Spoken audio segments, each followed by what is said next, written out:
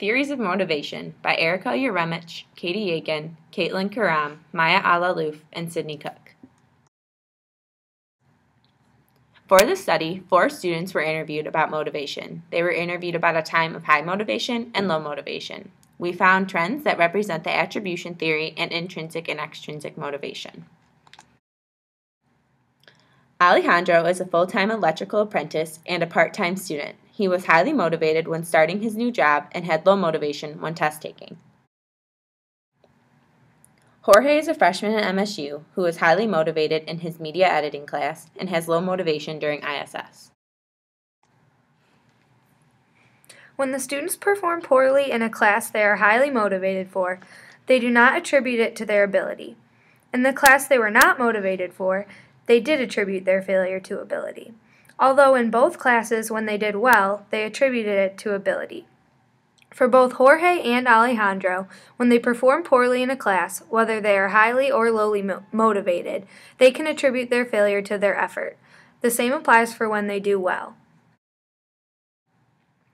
However, both also claim that when they perform poorly in the class they are not motivated for, they attribute failure to be related to the task, situation, or how they were taught. They did not attribute failure to this in their high-motivated course. Overall, the students did not attribute their successes or failures to luck. The only situation that luck was taken into consideration for was when Alejandro did well in the class he was not motivated for. Overall, we determined that students attribute their successes or failures in a way that makes themselves feel good. Maria is a freshman at MSU. She has high motivation in her sociology class and low motivation for ISS 210. Diego is also a freshman at MSU who feels highly motivated towards his substance abuse class and experiences low motivation in biology. The 3 psychological needs that motivate a person are competency, autonomy, and relatedness. This corresponds with our data in that both students felt a sense of competency in the classes they were motivated for, but not in their low motivation classes. The same trend occurred for a sense of autonomy. However, the students did not feel relatedness in the class they were very motivated for because the class was online.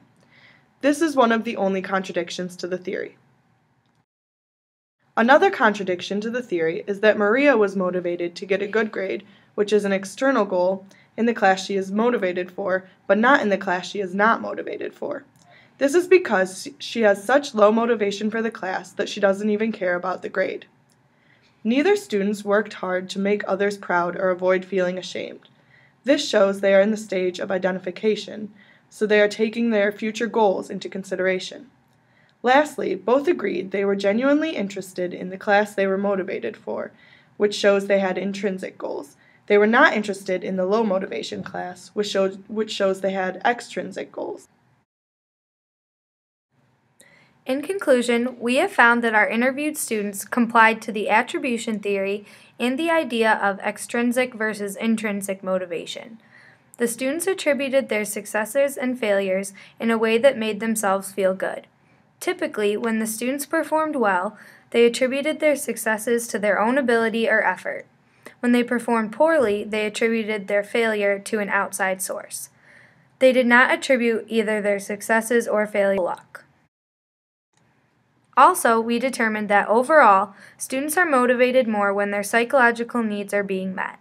Generally, students have intrinsic goals and high motivation in classes they are genuinely interested in.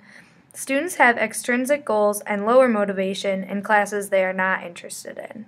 Thank you.